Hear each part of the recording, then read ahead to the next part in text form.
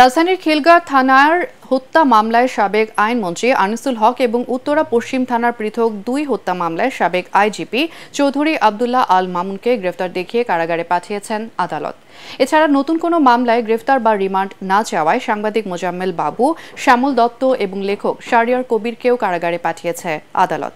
পাশাপাশি যাত্রাবাড়ি থানার পৃথক মামলাতে শাহরিয়ার কবিরকে গ্রেফতার দেখানো হয়েছে। আরও জানাচ্ছেন ইমদাদুল্লাহ বাবু। ঢাকার চিফ মেট্রোপলিটন ম্যাজিস্ট্রেট আদালতে সোমবার হাজির করা হয় সাবেক আইনমন্ত্রী আনিসুল হক এবং সাবেক আইজিপি চৌধুরী আব্দুল্লাহ আল মামুনকে।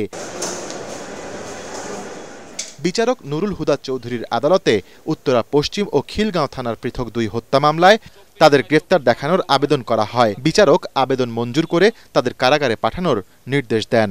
চৌধুরী আব্দুল্লাহ আল মামুন সাহেব এবং আনিসুল হক তাদেরকে আজকে সোনেশ দেখানো হয় এবং অপর আরেকটি মামলা যেটা উত্তরা পশ্চিম থানার সেই হত্যা মামলায় চৌধুরী আব্দুল্লাহ আল মামুনকে আজকে সোনেশ দেখানো হয়েছে।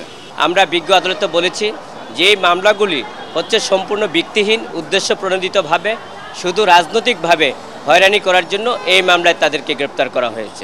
এলো ভিশন মুশকিল আসান অফার। যে কোনো ব্র্যান্ডের পুরনো ফ্রিজ নিয়ে চলে আসুন ভিশন শোরুমে আর নিয়ে যান নতুন ভিশন ফ্রিজ 20% পর্যন্ত ছাড়। পরে বৈষম্য বিরোধী ছাত্র আন্দোলনের সময় ফজলু নামের এক যুবককে হত্যার অভিযোগে রাজধানীর ভাসানটেক থানার মামলায় সাংবাদিক শ্যামল দত্তকে 7 দিনের রিমান্ড শেষে কারাগারে উপস্থাপন করা হয়। আসামিপক্ষ তার জামিন চাইলে তা নামঞ্জুর করে কারাগারে পাঠানোর আদেশ দেয় আদালত।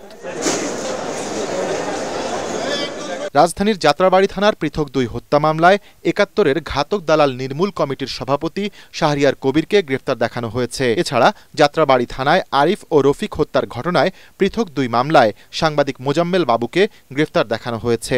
আসামিপক্ষ এই মামলায় জামিন আবেদন করলে শুনানির জন্য মঙ্গলবার দিন ধার্য করে তাকে কারাগারে পাঠানোর আদেশ দেন বিচারক।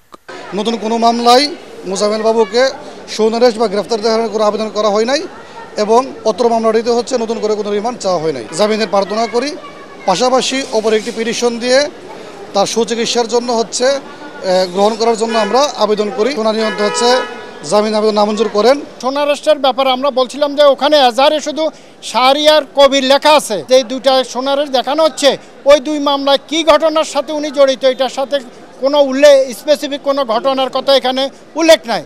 মামলাগুলোর শুনানি শেষে পৃথক প্রিজন ভ্যানে করে আসামিদের কারাগারে নিয়ে যায় পুলিশ। ইমদাদুল্লাহ বাবু, ATN বাংলা, ঢাকা।